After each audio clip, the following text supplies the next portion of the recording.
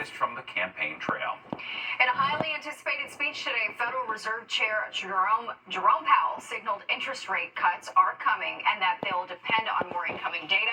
Investors expect the Fed to start cutting rates next month. Since March 2022, the Fed has raised its benchmark rate to the highest level in 23 years in order to get inflation under control.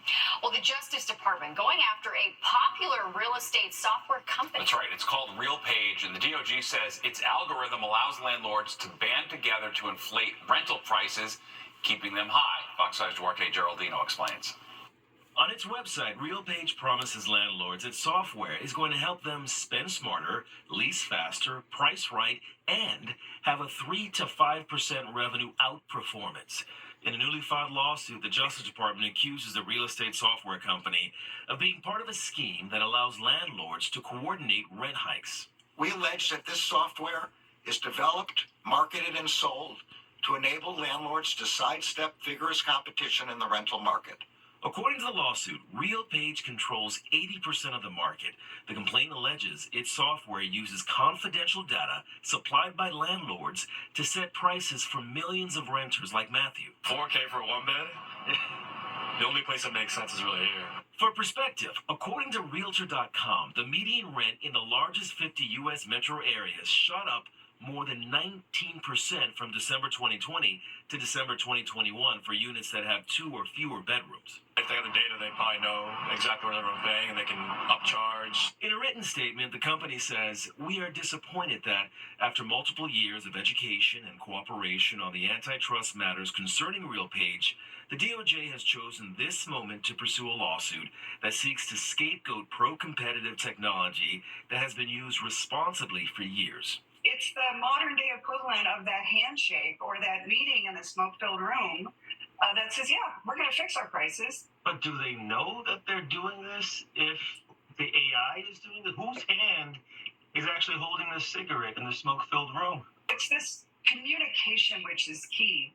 And in the modern digital era, that communication can happen through an algorithm. This is the first major civil antitrust lawsuit where an algorithm is central to the government's case, and legal scholars are closely watching it, as well as how AI is impacting everything from rent to the price of food, transportation, and so much else. Duarte Geraldino, Fox 5 News. Well, it's a perfect summer Friday night, ideal for paying a visit to Luna Park. All right, but tonight the iconic Cyclone coaster isn't running on Coney Island after a malfunction knocked it out of service. Plus,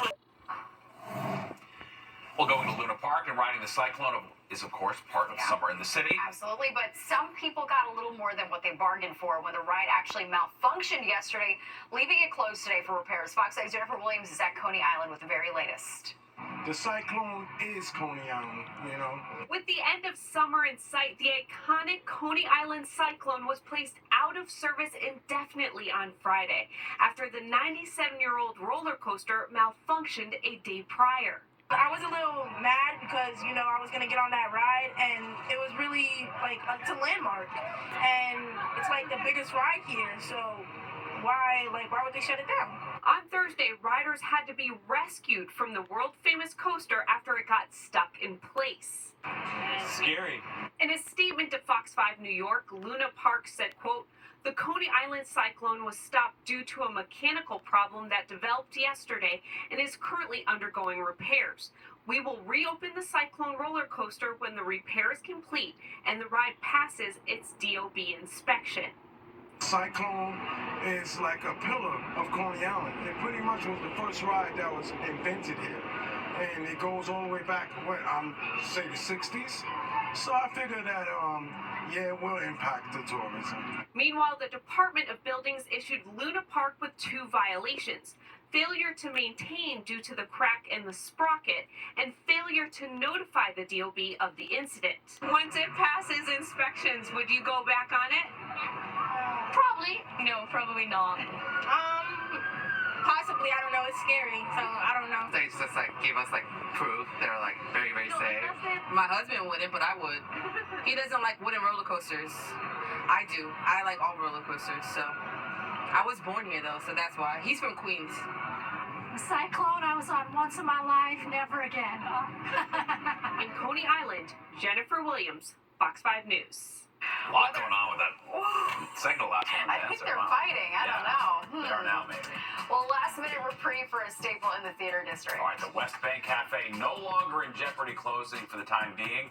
What saved the storied venue?